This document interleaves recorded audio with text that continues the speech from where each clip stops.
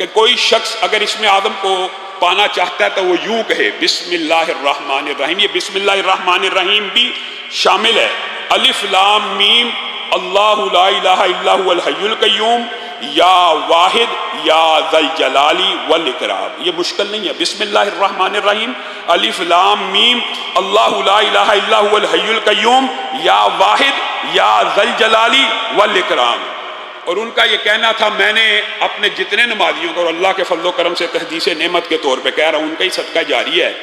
جس ساتھی کو یہ وظیفہ بتایا کہ یہ 313 مرتبہ پڑھ کے اسم اعظم کا واسطہ دے کے اللہ سے دعا کریں، آج تک ابھی تک مجھے کسی شخص نے یہ نہیں کہا کہ میری دعا قبول نہیں ہوئی. ہاں یہ ضرور کہا کہ ابھی 313 کے درمیان کئی دفعہ پڑھتے پڑھتے شیطان اس طرح کے وظائف پڑھتے ہوئے شیطان وسوسے ڈالتا ہے، مانتے ہیں تو پورے نہیں ہو سکے.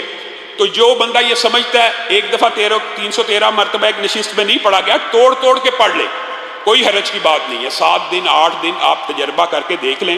یہ 313 مرتبہ اسم اعظم کا وظیفہ پڑھیں اور کوئی بھی دعا جو آپ سمجھتے ہیں، علماء کے پاس آتے ہیں دعا کرانا شرعی وسیلہ جائز وسیلے کی قسم ہے، لیکن آپ خود کیوں نہیں کرتے؟ اس